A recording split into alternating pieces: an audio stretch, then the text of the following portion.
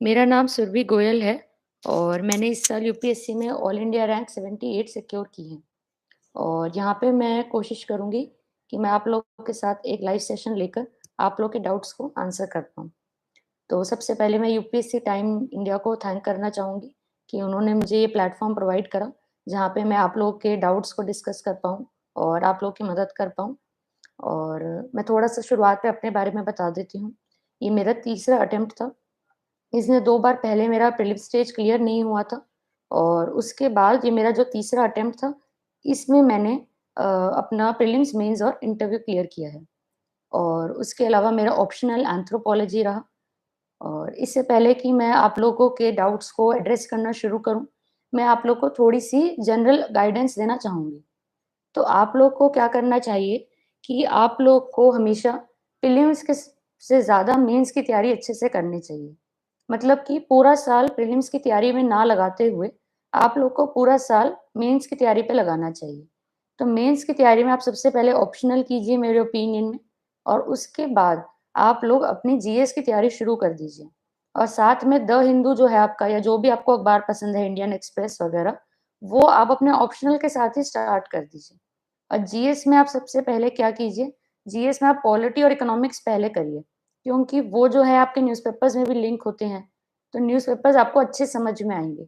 और उसके बाद फिर आप लोग क्या कीजिए, जीएस 1 में हिस्ट्री, ज्योग्राफी और बाकी का जीएस 1, फिर जीएस 2, जीएस 3 और जीएस 4 आप पहले भी कर सकते हैं आप चाहें तो। ऐसे आप हर हफ्ते लिखिए, तो इससे क्या होगा कि जब पेपर होने वाला होगा, मतलब प्रीलिम्स के बाद मेंस का, तो आप तब तैयारी नहीं करेंगे मेंस की, आपकी मेंस की तैयारी पहले से हो चुकी होगी। तो फिर आप आगे जाके अटकोगे नहीं किसी स्टेज में। और दूसरी बात रही प्रीलिम्स की, तो प्रीलिम्स में जैसे मेरा 2 बार नहीं हुआ, तो इसमें मैं आप लोग को ये कहना चाहती हूँ कि मैंने जो अपनी प्रीलिम्स की गलतियों से सीखा, मैं वो आप लोगों से शेयर कर रही हूँ। तो प्रीलिम्स में मैं ये कहूँगी आपको कि सबसे पहले तो अगर आपने पूरे साल पढ़ा है, तो be confident in the prelims exam. आप लोग नर्वस होएँगे ना, तो उससे क्या होगा कि आप प्रीलिम्स में अच्छे से फ़ोकस करके एक काम माइंड से एलिमिनेशन नहीं कर पाएँगे। तो फर्स्ट अटेम्प्ट में जैसे मैं बहुत ज़्यादा घबराई हुई थी, तो मैंने क्या किया, मेरे को जो आती थी चीज़ें मैंने वो भी गलत कर दी। तो आप इस तरीके से मत कीजिए। आप लोग जो हैं एकदम काम माइंड के साथ जाइए और अच्छे से अटेम्प्ट करने की क्वेश्चंस को कोशिश कीजिए। दूसरी चीज़ मैं आप लोग को ये कहूँगी कि आप लोग जो हैं प्रीलिम्स में पह जाने से पहले मॉक टेस्ट जो हैं, दीजिए ऑप्टिमम नंबर कम से कम 30 से 40, और उनमें आप पता करिए कि आप कितने क्वेश्चन अटेम्प्ट करके सबसे ज़्यादा नंबर ला पाते हैं। तो उससे क्या होगा कि आप लोगों का एक माइंडसेट बन जाएगा। ये नहीं कि किसी टॉपर ने कहा कि 95 करो तो आप 95 कर रहे हो। मैंने कहा इतने करो तो आप इतने कर रहे हो। तो आप लोग उतने कीजिए जो आपके लिए बेस्ट रहेंगे। तो वो आपको मॉक देकर पता चलेगा। तो किसी मॉक में आप लोग जो है 80 करिए, किसी में 85, किसी में 90, तो आपको आपके बेस्ट वाले पता चल जाएँगे। और ये आपका प्रीलिम्स का तरीका हो गया। ठीक है? और उसके अलावा मैं आपको ये कहूँगी कि एथिक्स और एसे को आप प्लीज़ इग्नोर मत कीजिए। मैंने देखा है बहुत सारे स्टूडेंट्स जो हैं, एथिक्स और एसे को इग्नोर कर देते हैं, वो नहीं करना चाहिए। तो ये मेरी कुछ जनरल एडवाइस थी। अब मैं एक-एक करके आप लोग के डाउट्स देखते हुए ही क्वेश्चन्स को आंसर करूँगी। तो मुझे सबसे पहले क्वेश्चन दिख रहा है कि is coaching important for UPSC? तो मैं कहूँगी कोचिंग इम्पोर्टेंट नहीं है यूपीएससी के लिए बिल्कुल भी। मैंने शुरुआत में जॉइन करी थी कोचिंग, लेकिन मुझे ऐसा लगा कि मैं सेल्फ स्टडी ज़्यादा अच्छे से कर पाऊँगी। तो इसीलिए मैंने जो है कोचिंग उसके बाद नहीं करी कंटिन्यू। तो मैं वापस अपने घर पे आ गई थी और उसके बाद मैंने क्या किया, मैंने अपने आप से सेल्फ स्टडी करी है अपनी पूरी जर्नी में। लेकिन ये एक चीज़ ज़रूर है कि मैंने टेस्ट सीरीज़ लगाई थी तीनों स्टेजेस में। तो मैं आप लोग को यही कहूँगी कि आप लोग टेस्ट सीरीज़ ज़रूर लगाइए अपने लिए। टेस्ट सीरीज़ लगाने से क्या होता है कि आप लोग का एक अच्छी तैयारी हो जाती है, आप लोग को चेक मिलता है कि आप लोग सही डायरेक्शन में हैं या नहीं हैं, ठीक है? तो ये एक चीज़ है। और उसके अलावा मैं आपको ये कहूँगी कि टेस्ट सीरी प कोचिंग में जो एक वो होता है कि क्या ज़रूरी है करना बहुत ज़्यादा, या नर्वसनेस होती है कि सब कर रहे हैं, तो इस तरीके से आप लोग मत प्रेशर में आइए। मैंने भी कोचिंग नहीं करी थी, आप खुद से अच्छे से पढ़ सकते हैं। यहाँ पे किसी ने पूछा हुआ है कि मैम टाइम टेबल कैसे बनाएँ? तो टाइम टेबल के लिए मैं आप लोग को ये कहूँगी कि टाइम टेबल के लिए आप लोग ऐसा कीजिए कि टाइम टेबल आप लोग वैसा बनाइए जो आपके लिए सबसे ज़्यादा सूटेबल है। टाइम टेबल सबका एकदम पर्सनल रहता है, तो अगर मैं आपको कहूँ कि आप मेरा टाइम टेबल फ़ॉलो करिए, तो वो हो सकता है आपके लिए ज़्यादा सूटेबल ना हो। फिर भी मैं आप लोग को थोड़ा-सा टाइम टेबल अपना शेयर करती हूँ ताकि आप लोग को एक आइडिया लगे। तो जैसे मैं आपको कहूँगी कि पूरे साल जो आपको पढ़ना होता है, तो उसमें आप ये मत सोचिए कि मैं रोज़ 12 घंटे पढ़ूँगा, वो नहीं हो पाएगा। लेकिन रोज़ 8 घंटे, 9 घंटे या 10 घंटे इतना आप कर सकते हो। तो मैं 8 से 9 घंटे का डेली रखती थी और जो प्रीलिम्स या मेंस आने वाला होता है, तो उस टाइम जो 2 घंटे का टाइम होता है उनसे पहले, उस टाइम मैं कोशिश करती थी कि मैं जो हूँ ज़रूर ये करूँगी कि 10 घंटे तब पढ़ूँगी। तो अब नॉर्मल डेज़ के टाइम टेबल की बात करें हम, तो मैं उस टाइम कहूँगी कि मैं सुबह उठती थी जैसे 6 ओ क्लॉक अपने थर्ड अटेम्प्ट की मैं बात बता रही हूँ। तो उसमें मैं 6 ओ क्लॉक उठ के 7 से 8 1 घंटा पढ़ने की कोशिश किया करती थी। तो ये आप कर सकते हैं क्योंकि क्या होता है कि सुबह ही हमारे यूपीएससी के एग्ज़ाम्स होते हैं, तो आप जितनी जल्दी सुबह हैबिट बना लेंगे उठने की, उतना ही ज़्यादा अच्छा रहेगा। और उसके बाद मैं क्या करती थी टाइम टेबल में मैं सुबह उसके बाद मैं थोड़ा टाइम अपनी फिज़िकल एक्सरसाइज़ के लिए, ब्रेकफ़ास्ट के लिए रखती थी और उसके बाद मैं 3 से 4 आवर्स रखती थी पढ़ने के लिए। तो 10 से 2 बजे का तो टाइम होता था, उसमें दोबारा मैंने पढ़ाई करी और उसके बाद 2 से 3 का टाइम मैंने ब्रेक में रखा। उस ब्रेक में मैं रिलैक्सेशन करती थी। क्योंकि जर्नी में हमारी रिलैक्सेशन भी बहुत इम्पोर्टेंट होता है। और उसके बाद जो 3 से 6 बजे का टाइम होता है, उसमें मैं वापस पढ़ती थी। तो इसमें मेरा न्यूज़पेपर्स हो गया और जो भी मैं सब्जेक्ट पढ़ रही हूँ उसकी आंसर राइटिंग करने वाला पार्ट हो गया, तो वो मैं किया करती थी। एंड लास्ट में फिर वापस से जो हमारा रात का ब्रेक होता है, 6 से साढ़े 7 का लेकर, उसके बाद मैं क्या करती थी, मैं साढ़े 7 से साढ़े 9 में वापस से मैं पढ़ाई करके कर देती थी। तो ये मेरा टाइम टेबल रहता था कुछ तरीके से। Ma'am where the test series you join online और ऑफलाइन? तो ये मैं कहूँगी कि मैंने ऑनलाइन जॉइन करी थी सारी। मैंने सारी टेस्ट सीरीज़ जो है अपने घर से बैठकर लिखी है, चाहे एंथ्रोपोलॉजी की हो या जीएस की, सारी ऑनलाइन आप दे सकते हैं। और इकोनॉमिक्स का सोर्स पूछा गया है एक स्टूडेंट से, तो इकोनॉमिक्स के लिए मैंने मेनली मृणाल सर के जो लेक्चर्स हैं अनअकैडमी पे उनको ही रेफ़र किया था। तो मैंने तीनों बार कोर्स नहीं लिया था, मैंने एक बार लिया था 2020 में जब 2019 में मेरा फर्स्ट अटेम्प्ट था, तो उससे पहले मैंने एक बार जॉइन किया था और उसके बाद जो सर हैं वो फ्री वीडियोज़ डालते हैं अपडेटेड कि नई करंट अफ़ेयर्स जो आए हैं। तो वो फ्री वाली मैंने देखी थी हर साल, बट जॉइन मैंने एक बार ही किया था, तो वो मृणाल सर के लेक्चर्स हैं, वो मुझे अच्छे लगे इकोनॉमिक्स के लिए, वो ही मेरा सिंगल सोर्स था। बाकी मेंस के लिए मैंने इकोनॉमिक्स में प्रीवियस ईयर क्वेश्चन भी एनालाइज़ करे थे। तो आप इकोनॉमिक्स में प्रीवियस ईयर क्वेश्चन ज़रूर एनालाइज़ कीजिए, बिकॉज़ वो जो है रिपीट भी होते हैं। तो उनमें एक ट्रेंड होता है कि इंडिया जो है एग्रीकल्चर से सीधा सर्विस सेक्टर में क्यों चला गया? या फिर एलपीजी रिफॉर्म्स का क्या है? तो वो आप एक बार उनको प्रिपेयर कर लेंगे तो आपके वो पहले से प्रिपेयर हो गए क्वेश्चन्स। मैम द हिंदू पढ़ने में बहुत प्रॉब्लम हो रही है। जी, तो द हिंदू पढ़ने में प्रॉब्लम होती है शुरुआत में, एकदम आप नर्वस मत होइए इस बारे में। मुझे भी शुरुआत में बहुत नर्वसनेस होती थी द हिंदू पढ़ने में, तो टाइम बहुत लग जाता था, मुझे 4-5 आवर्स लग जाते थे। तो मैं आपको ये कहूँगी कि आप बिल्कुल भी इस बारे में मत सोचिए और बस मेन चीज़ आप ये रखिए कि आप जो हैं सिलेबस के हिसाब से एडिटोरियल्स पढ़िए। अगर आप सिलेबस के हिसाब से पढ़ेंगे न्यूज़पेपर्स को, तो धीरे-धीरे आपका टाइम जो है कम होने लग जाएगा क्योंकि आपकी अंडरस्टैंडिंग भी बढ़ेगी। और उसके अलावा आप क्या कर सकते हैं, एक ओनली आईएएस का यूट्यूब चैनल है, तो वहाँ से मैं क्या देख लेती थी कि कौन से एडिटोरियल पढ़ने चाहिए। तो सेलेक्ट करने में जैसे शुरुआत में थोड़ी मुश्किल होती है, तो वहाँ पे वो डेली एडिटोरियल डिस्कशन डालते हैं, तो पूरी वीडियो तो मैं नहीं सुन पाती थी बहुत बार, लेकिन वहाँ पे ये बताते हैं कि क्या चीज़ कौन सा एडिटोरियल सेलेक्ट करें, तो वो आप कर सकते हैं। How to improve writing speed? Writing speed improve करने के लिए आपको ये करना चाहिए कि पहले मैं कहूँगी आप राइटिंग कंटेंट पे फ़ोकस कीजिए। उसके बाद आप लोग राइटिंग स्पीड पे फ़ोकस करिए, क्योंकि कंटेंट जब आपका बनने लग जाएगा, तो स्पीड आपकी बाद में नेचुरली आ जाएगी क्योंकि आपको पता चल जाएगा कि मुझे ऐसे-ऐसे लिखना है। मैं आपको छोटा-सा एग्ज़ाम्पल देती हूँ कि सपोज़ अगर हम पॉलिटी की बात करें और उसमें जुडिशरी का क्वेश्चन है, तो आपने जुडिशरी का शुरुआत में लिखा कि जुडिशरी जो है article 214 in part of the constitution या 124 in part of the constitution ऐसे करके आपने लिखा, सुप्रीम कोर्ट, हाई कोर्ट का। और फिर आपने अपने आंसर में बॉडी में जुडिशरी के बारे में बताया। कंक्लूजन में आपने बताया कि किस तरीके से जुडिशरी जो है, उसमें हम इम्प्रूवमेंट्स ला सकते हैं। वहाँ पे आपने national commission to review the working of constitution की सजेशन दे दी। तो ये आपने कंटेंट इम्प्रूव कर लिया अपना। और फिर आपको जब एक फ्लो समझ में आ गया कि ऐसे आंसर लिखने हैं और आप उस चीज़ को बार-बार रिवाइज़ करते रहोगे, तो स्पीड अपने आप इम्प्रूव होगी। स्पीड एक बार में किसी की भी इम्प्रूव नहीं होती। मैंने भी जो पहले टेस्ट किए थे उसमें मुझे 4 एंड हाफ आवर्स लग जाते थे। तो आप पहले डेली आंसर राइटिंग करिए, उसमें भी आपको जितने भी मिनट एक्स्ट्रा लग रहे हैं, आप धीरे-धीरे उनको कम करिए। और दूसरी बात है कि अगर आप वर्ड लिमिट को एक्सीड कर रहे हो, तो आप वर्ड लिमिट को ध्यान में रखो। मैं वर्ड्स गिनती थी अपने, तो शुरुआत में मैं ज़्यादा वर्ड्स लिखती थी, तो मैंने उनको गिना, और मुझे आइडिया लगा कि हाँ, मैं ज़्यादा वर्ड्स लिख रही हूँ, तो उनको मैंने फिर कम करना शुरू किया। ओके। उसके बाद पूछा गया है कि बुक लिस्ट बता देती हूँ, इस आई थिंक सबके लिए इम्पोर्टेंट रहेगा बहुत ज़्यादा। तो बुक लिस्ट के बारे में मैं आपको शुरुआत से बता रही हूँ, प्रीलिम्स की भी और मेंस की भी। तो जीएस 1 से हम स्टार्ट करते हैं। जीएस 1 में सबसे पहले हिस्ट्री आता है। हिस्ट्री के लिए मैंने सिर्फ़ और सिर्फ़ स्पेक्ट्रम को रेफ़र करा था। स्पेक्ट्रम जब मैंने शुरू की थी पढ़नी, तो जब मैंने 2018 में स्टार्ट की थी, तब एक ओल्ड एडी उस टाइम पे 2017 का एडिशन चल रहा था, मैंने वो खरीदा था उस टाइम पे। उस टाइम 2018 का एडिशन रिलीज़ नहीं हुआ था, तो वो ही मैंने अपने थ्रू आउट द ईयर पढ़ी है। तो आप जो भी एडिशन पढ़ रहे हैं, वो आप पढ़ सकते हैं, वो ही सही है।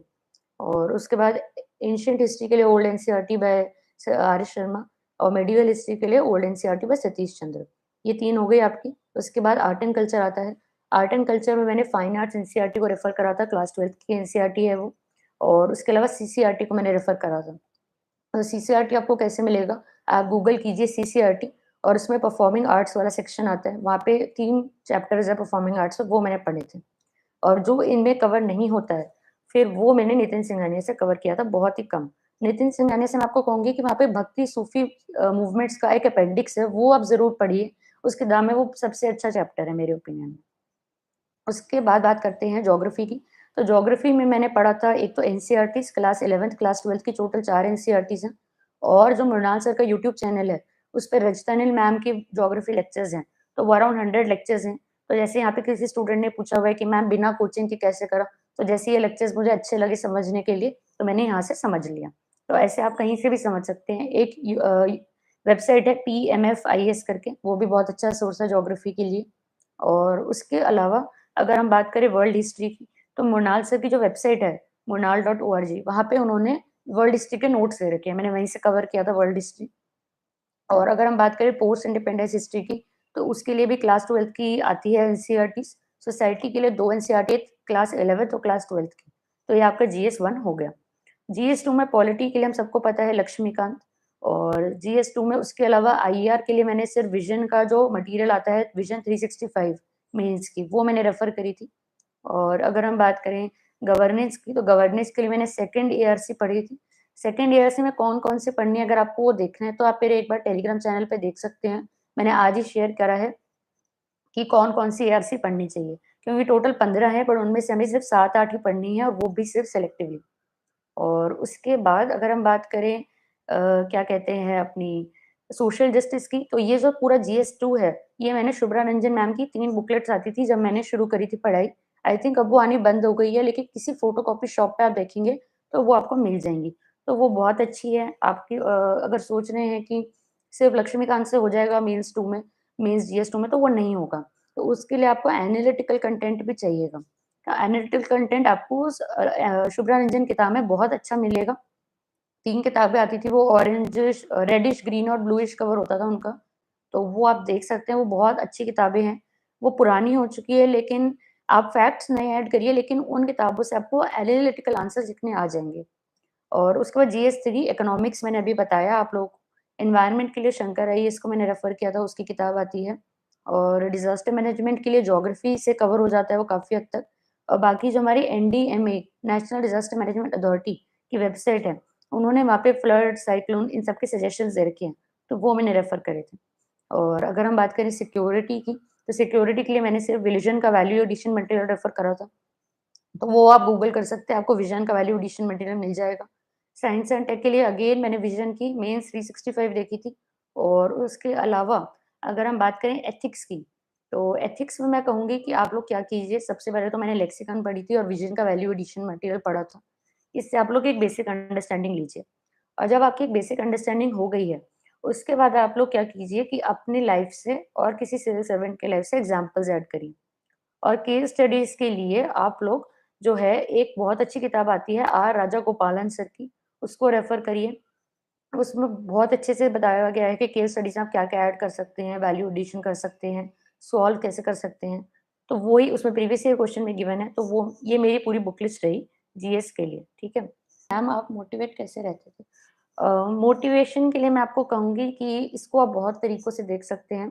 मोटिवेशन का सबसे अच्छा तरीका ये है कि आप क्या बनना चाहते हैं, आप उसको हमेशा अपने मन में रखें, ठीक है? तो जैसे अगर आप देश के लिए आईएएस या आईएफएस या आईआरएस, आईपीएस जो भी बनना चाहते हैं, तो आप एक तरीके से इतने लोगों की मदद करना चाहते हैं और आपके मन में एक अच्छी चीज़ है, तो उसको आप भूलिए मत। और जब भी आपको लगता है कि पढ़ने का मन नहीं कर रहा, तो आप ये सोचिए कि आप कितनी बड़ी चीज़ करना चाहते हैं। तो उसके लिए आज अगर हम थोड़ी-सी मेहनत कर रहे हैं, तो उसमें कोई भी बुराई नहीं है। दूसरी चीज़ आप ये सोचिए, मैं आपको अपने एक्सपीरियंस से बताती हूँ कि मेरा 2 बार प्रीलिम्स नहीं निकला था। तो जब मेरा 2 बार प्रीलिम्स नहीं निकला था, तो उस टाइम मैं बहुत ज़्यादा डिमोटिवेटेड थी, मैं बहुत ज़्यादा दुःख में थी, क्योंकि जब आपको अपना रोल नंबर नहीं मिलता है, तो वो बहुत ही ज़्यादा खराब फीलिंग होती है। मैं बहुत रोई उस टाइम पे। तो ये बहुत ही मेरे लिए पर्सनल चीज़ थी और मैं उसको जब भी मेरा पढ़ने का मन नहीं होता था, तो मैं उस फीलिंग को दोबारा याद करती थी कि मैंने इतना उस टाइम पे फेस करा बर्डन और मुझे इतना दुःख पहुँचा, तो क्या मैं फेलियर दोबारा फेस करना चाहती हूँ? तो जब भी आपको डिमोटिवेटेड हो, तो आप मेरी ये वाली बात याद रखना कि दोबारा से फेलियर फेस करने से अच्छा है कि हम आज मेहनत कर लें ताकि हमें फ्यूचर में फेलियर ना हो। तो आई थिंक ये बेस्ट तरीका है। और उसके अलावा मोटिवेशन के लिए आप क्या कर सकते हैं, अपने दिन में ही कुछ छोटी-छोटी चीज़ें आप अपनी पसंद की रख सकते हैं। फॉर एग्ज़ाम्पल आपने 8 घंटे का टारगेट बनाया और आपने 4 आवर्स अच्छे से पढ़ लिया। तो इसके बाद आप हाफ एन आवर क्या कर सकते हो, आपने अपनी फ़ेवरेट नॉवल पढ़ ली या आपको अपने फ्रेंड से बात करना पसंद है, आपने वो कर लिया। आपको कोई अच्छी चीज़ खाना पसंद है, आपने वो खा ली। तो जो भी आपको अपना एन्जॉयमेंट का तरीका है, आपको स्पोर्ट्स पसंद है या फिर आपको पार्क में वॉक करना पसंद है, तो इस तरीके से आप डेली बेसिस पे मोटिवेशन बना के रख सकते हैं।